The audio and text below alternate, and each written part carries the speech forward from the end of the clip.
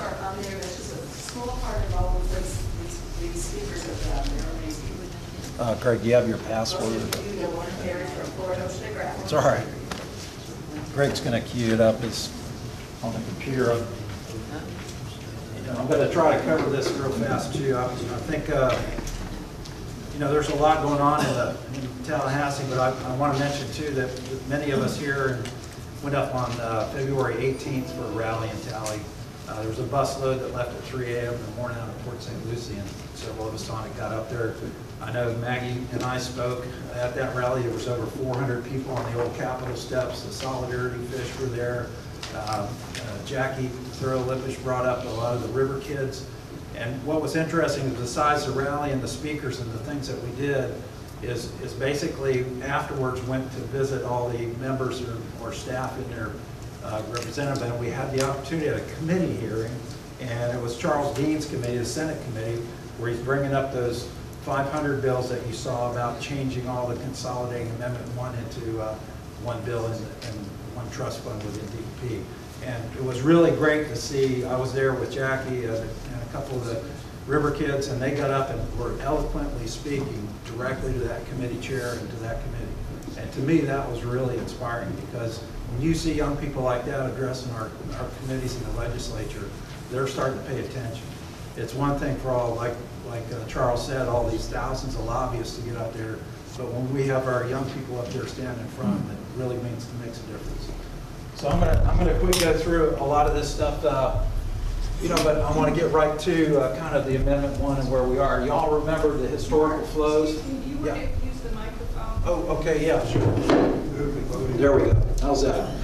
So we all remember the historic flows, and I'm going to go really quickly because a lot of you remember this took about 6 or 8 months for the upper chain of lakes to flow through the meandering Kissimmee River, 105-mile long with a 2-mile wide floodplain to Lake Okeechobee, and Lake Okeechobee would flow south at 1 mile every 4 days, a very slow-flowing, shallow river, only about 1 to 2 feet deep.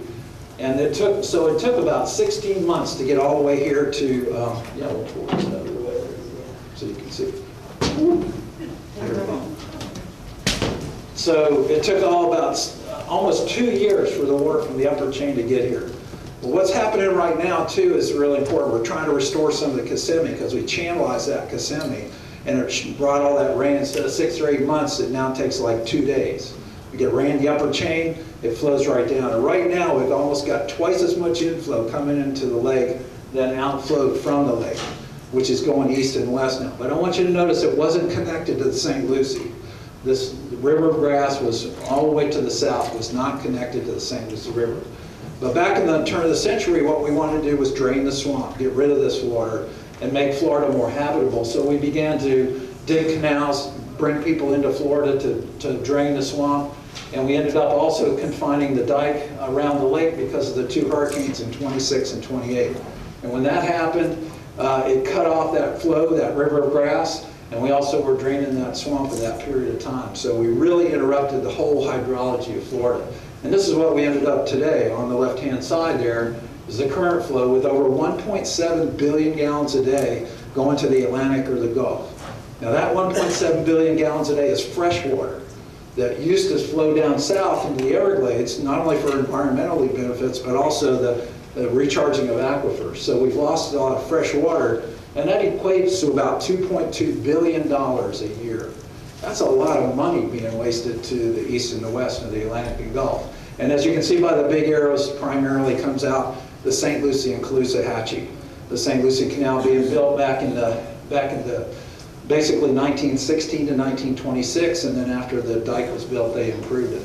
So it affects both of these estuaries, both the Caloosahatchee on the west coast and the St. Lucie on the east coast. You can see how we're connected. That's the dark line is the C-44 canal connecting, and then the C-23-24 canals are not connected to the lake, but they were built in the 40s and 50s to drain that area in lower St. Lucie, upper Martin County there, for primarily citrus. But you can see where they enter into the North Fork of the St. Lucie. So where they enter in is really damaging. And what I wanted to point out is our watershed for the St. Lucie used to be the meandering South Fork and the North Fork, about 23 miles to the north on almost to White City, and about 10.5 miles to the south. And our watershed used to be out to here to about the Green Ridge. And so that was about a 100,000 acre watershed for the St. Lucie naturally. But when we added these canals in, we expanded that watershed to 516,000 acres. So we're 5 times larger now watershed. So do we have watershed problems? Absolutely.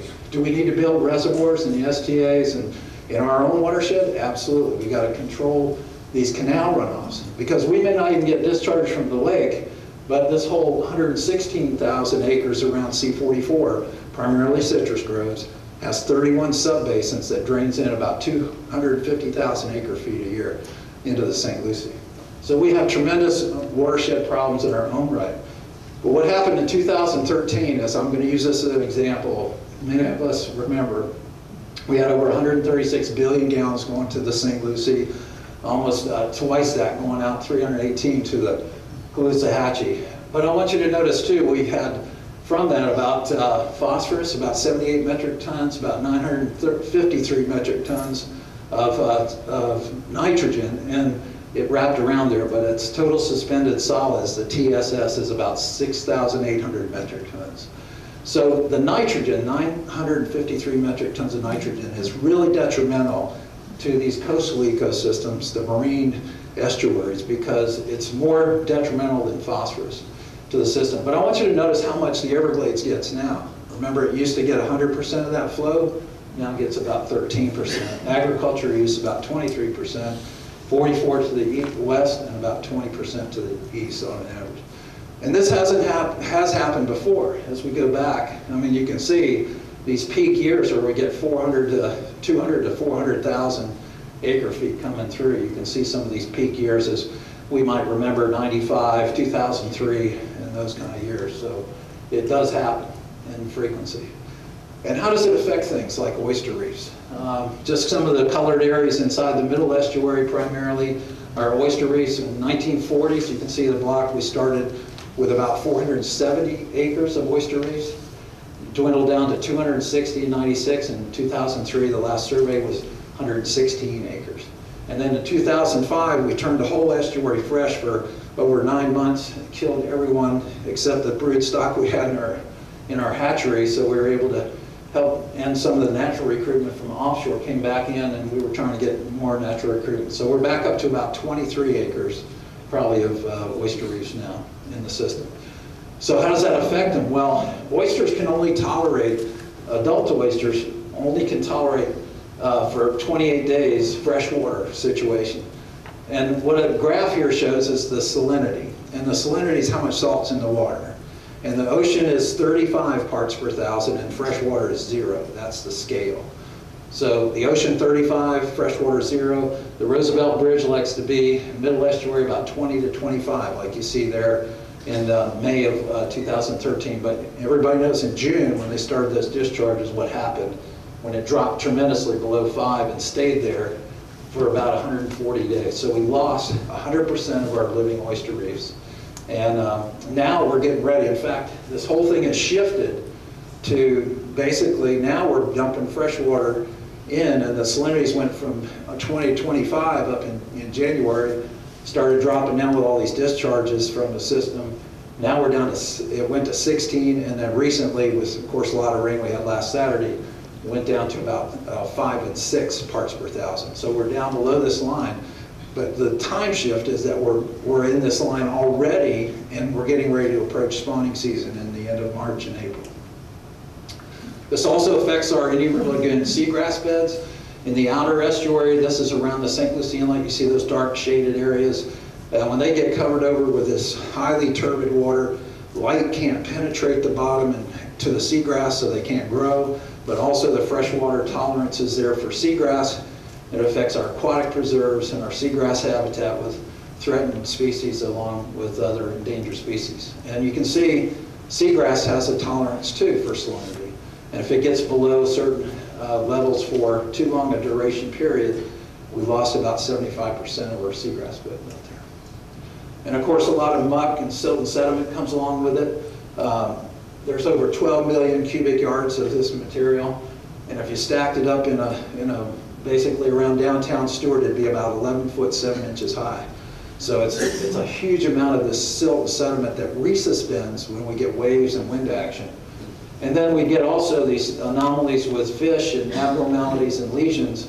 And over the period of time from the 1980s on, we've documented about 9 different events, affected 33 species, about 6% of the population. Really devastating to our fish and wildlife.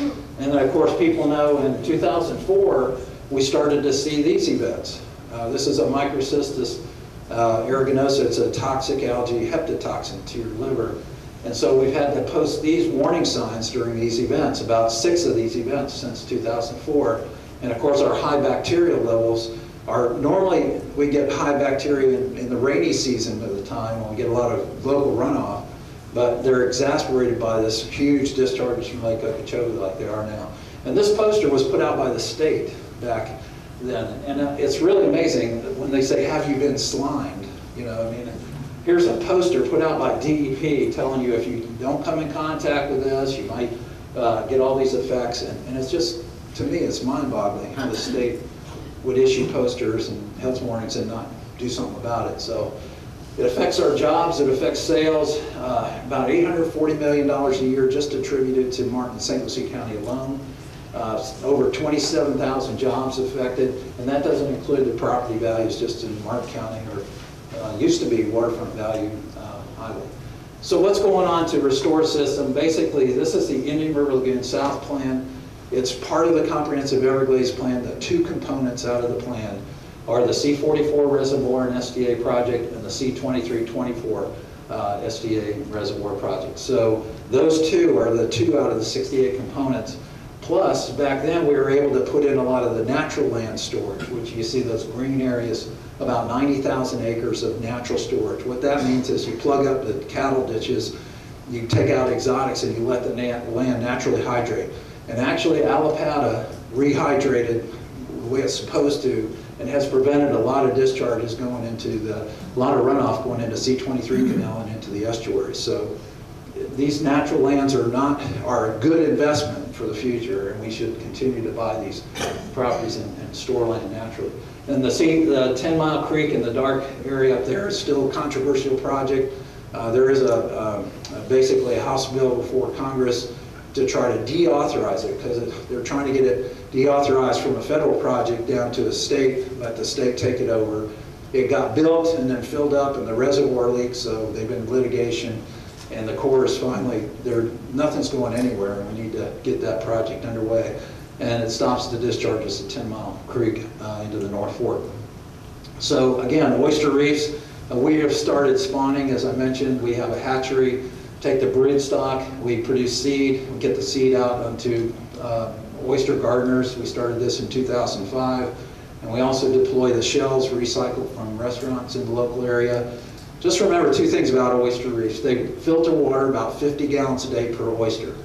And in a typical acre of oyster reefs, you have 600,000. So when you do the math, that's over 30 million gallons a day in 1 acre of filtration. Imagine if we had 400 acres. We'd have a lot of filtration going on in St. Lucie. And then over 300 species of estuarine, little crab, shrimp, a lot of the different basic food chain are depending on these oyster reefs, so it's important to restore them.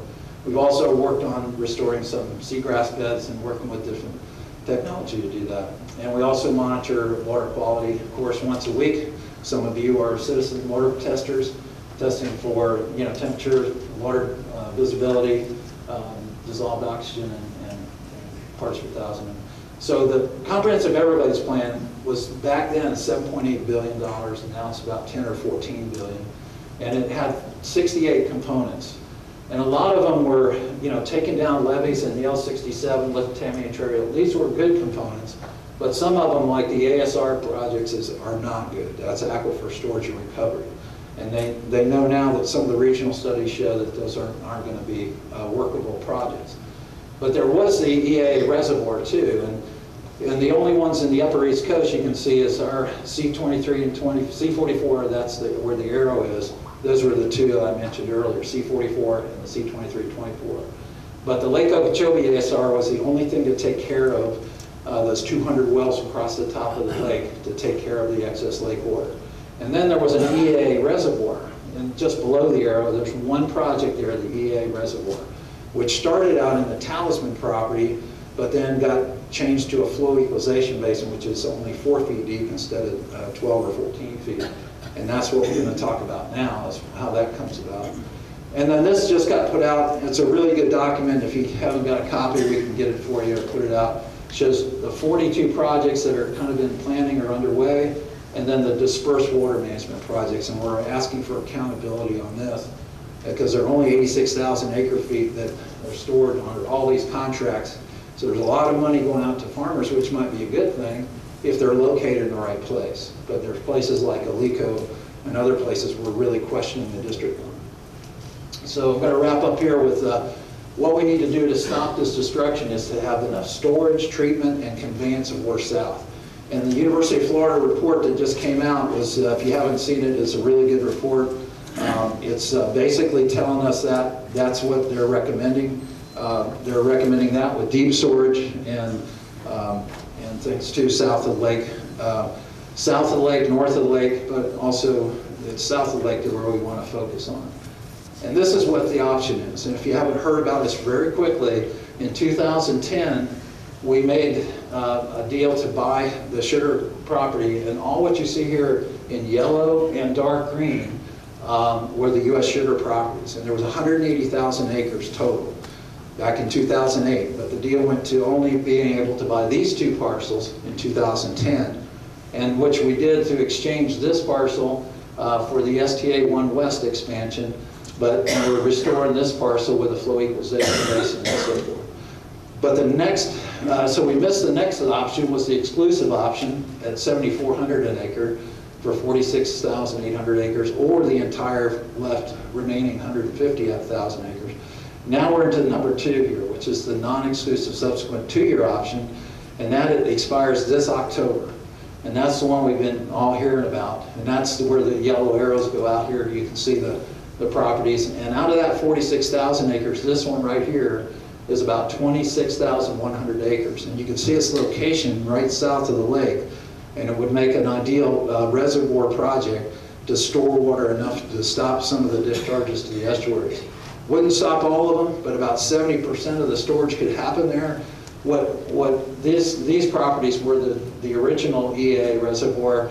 They got changed to the lower equalization basins, and that's why the Talisman property is now not a good place. We need to have a new reservoir location.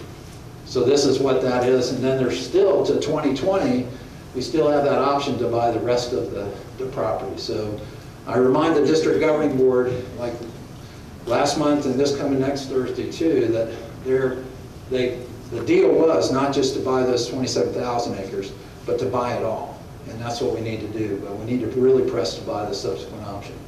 And you heard about the kind of other options that would really need the land. We need that acquisition to be the primary outlet from the lake. Stop the discharges, replaces the Lake Okeechobee ESR. It restores water flows, provides for a healthy lake, and keeps that water quality going south. This is Amendment 1, and I wanted to show you this language, particularly it's the Land Acquisition Trust Fund that's being set up and debated about how they're going to spend it. But this last line says it can't be commingled with the general funds.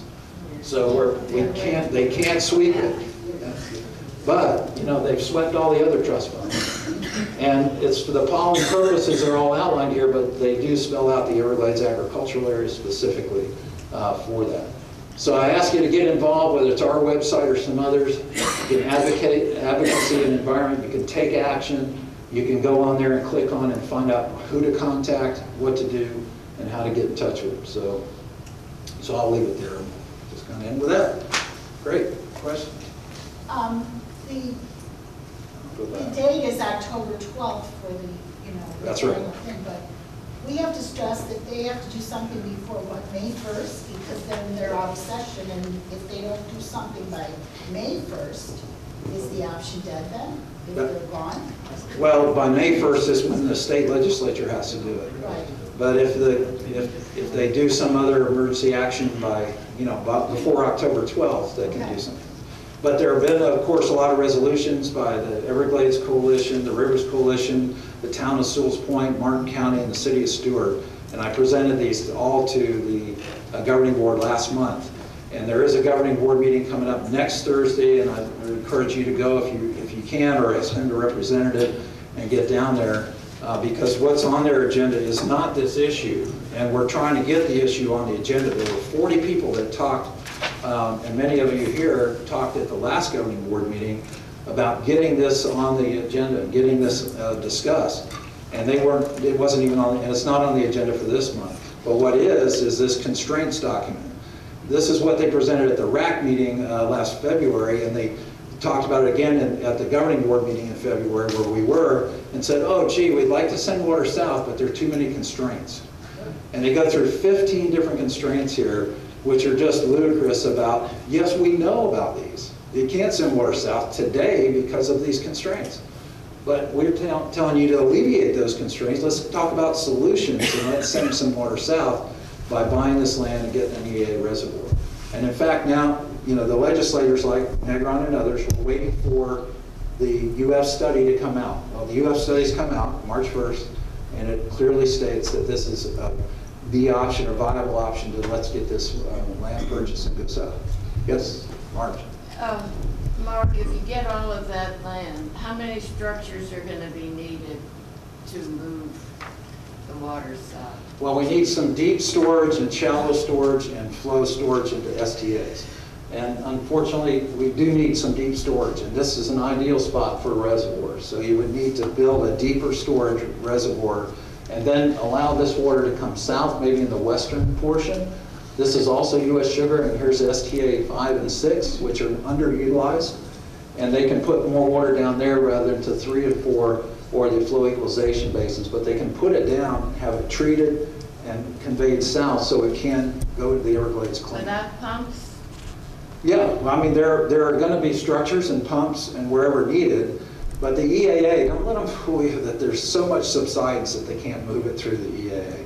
There's a lot of gravity flow that can occur. And in fact, this past year, they sent more than 500,000 acre feet south from the lake into the STAs and into the Everglades. That's a record level since 1993. They never haven't sent that much water south. And it's because they now have the capacity to the STAs. And in fact, it makes the STAs better. They need to be hydrated so they can treat the water better. Now, the last thing I wanted to say, you were in an exceptionally good 1-hour program on Channel 2 a week or 10 days ago that I wouldn't have known anything about if I hadn't seen the ad in the Palm Beach Post. That's available on a DVD, and it has to do with all of this. Okay, great. I didn't know it was aired or whatever. You didn't see it? I didn't see it. It was on a Thursday night at 8, Friday. It was WXCL program. Well, WXCL. I saw it on Miami's channel. Okay. I tried to look at it that night, and for some reason on my DirecTV didn't come Well, you through. need to get that DVD and try It's a good to spread everyday it around experience. because it was very good. Thank you. That's a I good think. point. Yes, back here, and then we'll go right to the next person. Yes. One of the things that we constantly are hit with are sort of what I think of as diversionary excuses why we shouldn't do it or why something else is better. And one of the ones that's recently been commented on TC-COM, which thankfully has, I think, fewer viewers, but it needs a response, is an argument from somebody who seems to say that the Herbert Hoover Dike is a higher priority. We could stack up another 5 feet of storage, so don't make the sugar purchase your shtick. Yeah. What do we tell those people, apart in civil language? Well, the Herbert Hoover Dike is a project that's underway, and it's no doubt it needs to rehab the Herbert Hoover Dike, just for safety purposes. But for using it an excuse to say, well, if we build it, then we can stack more water up, is not a program. You may be able to revise the schedule to be able to revise the operational schedule, and the Corps would feel better if they had all reaches 1, 2, and 3 done. Then they'll revise the LORS, the Lake Okeechobee regulation schedule, to better operate the system and not have to discharge perhaps. But don't ever accept the argument that, yeah, once we build it higher, we can stack more water up. You're going to kill the lake. And if you remember, we were killing the lake for 10 years, and then finally the governing board made a monumental decision to let's discharge the water and lower the lake and save the lake. And we all shared the adversity, remember that term? We shared the adversity, but they didn't share it too much south of the lake. We shared it mostly east and west. And the lake had to come down to save the lake. The lake needs to be managed between 12.5 and 15.5 feet. And it needs to be a healthy lake. We need to treat it like a lake and not a reservoir. It can't be a reservoir anymore. It has to be a lake. I mean, gosh, it's really disturbing. You go out there to lake communities, and they used to thrive on the lake, you know, but now you got to go over this huge dike and to look at the lake. Yeah, one more question, Okay. then we're going to have to move. Yep. What and who is the main resistance to buying this piece of property? Oh, there are who and many and a lot of them. The state legislature makes that decision along with the governor. So the governor and the state legislature can make that decision, and the governing board can make that decision. And our governor sat out front in 2010. Governor Scott was out front in October when that decision was being made, protesting that decision to be made. And yet he comes into governor and he uses this property here to exchange for expansion of STA 1 West, which was a mandated under restoration strategies. And he's touting, aren't I a great environmental guy? I use this property. So they can be used for exchange. We're not going to use, let's say, all of this sugar property. We may only use this kind of for a reservoir. What about the other acreage? You can sell that, you can exchange it, you can exchange it for property that we do need, perhaps, that's close by or in a flowway. So, you know, just because it's U.S. sugar property and we can get it, we need to get it and get it now, because the option is here. This is the option now. Buy the land and send the water south, right now. Commissioner Hurd, you have something real quick? Just perspective is always important, and Mark mentioned that completing all of the comprehensive Everglades Restoration Plan projects will cost between $10 and $14 billion, and that's a lot of money. But consider that that would go a long way toward restoring the estuaries, toward restoring the Everglades Park, toward providing safe drinking water for the 10 million people who live in South Florida. And just to put some perspective on it, the annual Florida Department of Transportation budget is $9 billion. That's just Florida. That's just Florida. That's 1 year. And along that, I might mention too that in the report of the UF study, it did say that the existing and authorized projects are inefficient to complete the goals that we want to do to send this water south. So yes, we have to complete the projects in the Comprehensive Everglades Restoration Plan, but if we completed all of them today and we had the billions of dollars to do it, it would not be efficient enough to send enough water south to stop the discharges. And because the only project in this Comprehensive Everglades Plan to do that was the Lake Okeechobee ASR project and those 200 aquifer storage recovery wells. Now the regional study says at best you could use 70 of them. So the capacity, I'll show you other slides if you want to talk about it later, but it's, even if we completed all the comprehensive plan, all of CERP, all of CEP, all those projects, they're good projects and they've got to be done, but they're not going to be enough to complete. We need new land, we need new projects.